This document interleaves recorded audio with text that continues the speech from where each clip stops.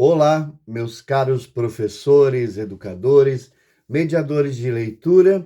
Eu sou Pablo Moreno, sou autor desse livro Por que a Dona Aranha Subiu pela Parede, com ilustrações da Rosinha e parte de uma coleção baseada em cantigas populares, né? Então, esse é da cantiga da Dona Aranha. Todos os 3 livros serão ilustrados pela grande Rosinha Queiroz, ou Rosinha hoje, essa ilustradora brasileira do Recife, muito premiada. Este livro, ele vem de uma ideia que eu tive de, partindo das canções infantis, criar uma história que estivesse por trás dessa canção. Então, na canção da Dona Aranha, as crianças cantam, adoram, né? A Dona Aranha subindo, descendo por uma parede num dia de chuva e muito teimosa, que diz que é teimosa e desobediente, mas eu sempre pensei que tinha uma razão. Eu sempre achei que a Dona Aranha não era teimosa, mas era persistente. Bem, este livro, especialmente, tá? Ele traz, então, um fundo para essa história, para essa cantiga da Dona Aranha.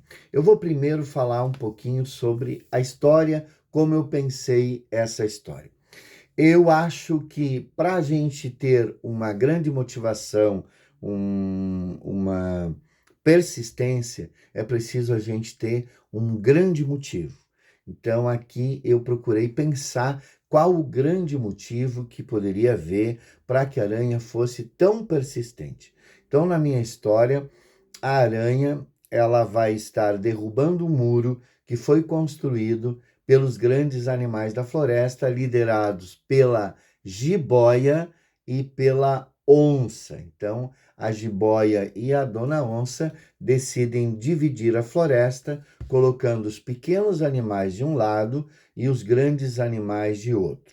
Vocês vão notar que este muro que será construído, ele divide a floresta e, na verdade, coloca os pequenos na parte mais pobre, onde não tinha recursos, e os recursos, os sons de cachoeira, né, ficam do lado onde estão os grandes animais.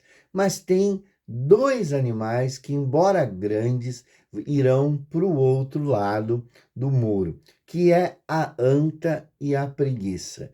E essa é uma discussão que vocês podem ter com os alunos. Por que será que a anta e a preguiça, embora sendo grandes animais, eles são escolhidos pela onça e pela jiboia para ficarem do outro lado do muro?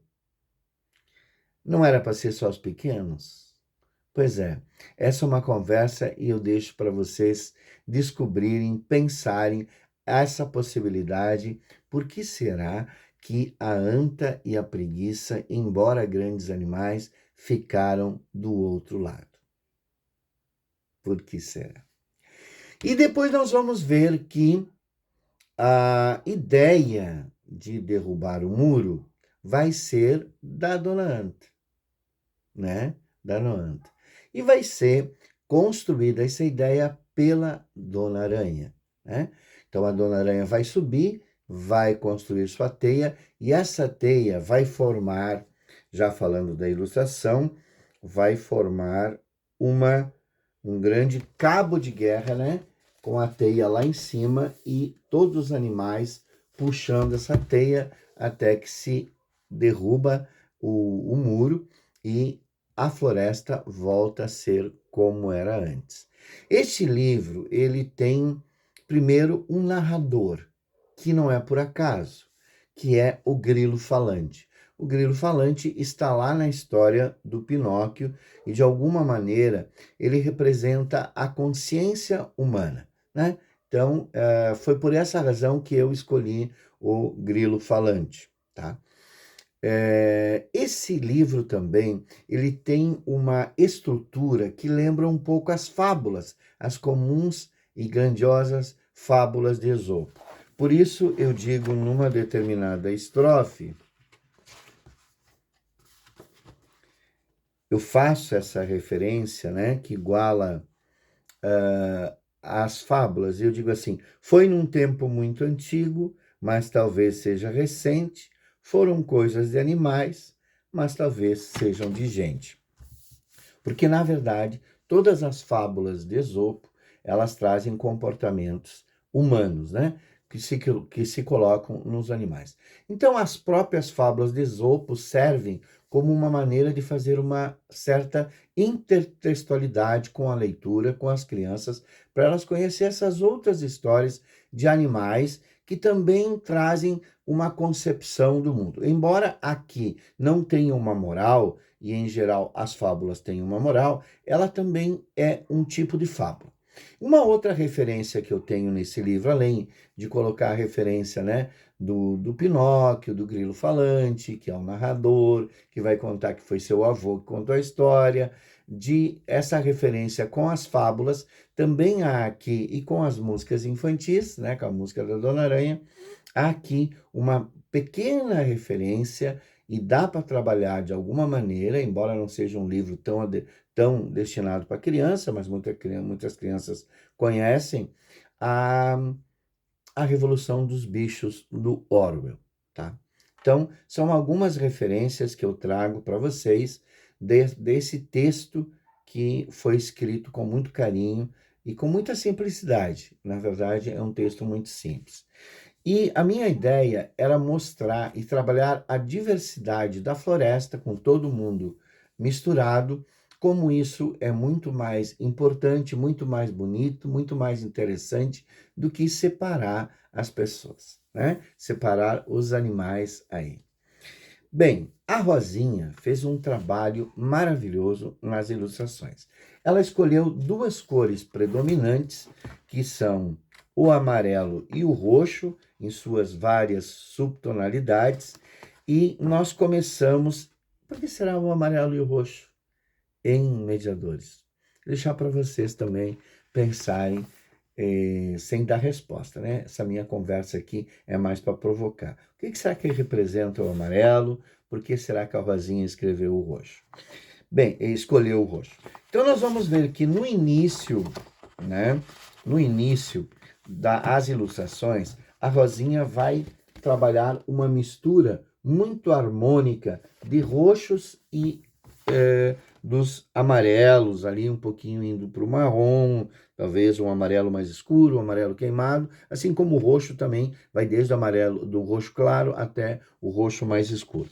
Então a história começa mostrando a floresta no seu estado normal, em que tudo está misturado, as árvores são bonitas com todas as cores. Note que essa palmeira aqui, ela tem tanto roxo quanto amarelo, né? E assim a Rosinha vai trabalhando essa mistura, essa diversidade das cores no início da história. Assim que a Dona Onça e a Dona Jiboia têm essa ideia, né, de fazer um muro, as cores vão se separando. Então, a Dona Onça e a Jiboia, a onça pintada e a jiboia, vão dizer: do lado de lá os fortões, do lado de cá os fraquinhos, exceto a anta e a preguiça, que ficam com os pequeninos. Vocês vão notar que assim que o muro começa a ser construído, as cores também começam a ser separadas, né? Se a gente olhar a página anterior, a gente vai ver que está tudo misturado, e quando vem a ideia do muro, já as cores, né, o roxo aqui que representa os pequenos, vai indo para a margem e o amarelo acaba tomando conta. Notem que a onça aparece aqui muito grande, tomando conta de quase toda a página, né? E assim nós vamos vendo, então, nessa página, de novo, já muito pouco de roxo. Na página seguinte, nós vamos ver que apenas as pedras, os seres inanimados, têm um pouquinho de roxo. O muro é construído e, então, se separa definitivamente os tons de amarelo e os tons de roxo. E é muito legal observar com as crianças como é que é a expressão dos animais aqui quando eles estão todos juntos, tá?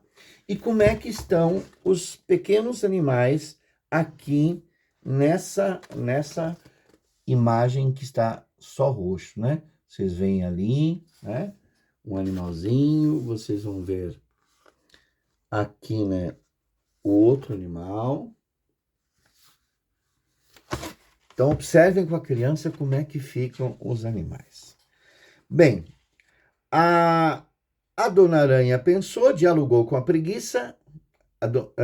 Floresta é coisa de todos, era o muro uma justiça. Mas a ideia foi da Anta. Notem que os três personagens aqui que vão tomar a decisão é a aranha, né, que é a protagonista, e a preguiça e a anta, que antes, embora sendo grandes, foram jogadas ali para o meio dos pequenos. Então, a aranha vai construir essa teia, né? E nós vamos ver, então, aqui a separação de novo, né? O trabalho da aranha desse lado. A aranha vai construir a teia e todos os animais, como eu falei antes, olha a ilustração da Rosinha, e a Rosinha então vai trabalhando essa questão de que começa a ver a mistura novamente das cores. Olha a cara da jiboia e da onça, né? E eu faço uma observação dizendo: jiboia e onça nervosas se engasgaram de verdade, pois não é que aqueles bichos têm alguma qualidade? Essa é a conversa quando o muro começa a cair da onça e da jiboia. Por que será que eles têm essa ideia desses pequenos, né? E aí a floresta volta à sua mistura, à sua diversidade, e o sabiá resolve então compor a música da Dona Aranha como uma homenagem para esse pequeno bichinho que fez uma grande mudança na floresta. Esse livro, gente, está com uma grande acolhida dos leitores. Ele foi selecionado para a rede Maple Bear, uma rede canadense bilíngue. Esse livro também é finalista, por enquanto, finalista do Prêmio Minuano de Literatura no Rio Grande do Sul. Eu espero que com essa conversa vocês tenham um universo de janelas, de possibilidades, de portas para trazerem discussões muito interessantes com as crianças e também ressignifiquem a música da Dona Aranha. Muito obrigado pela sua atenção.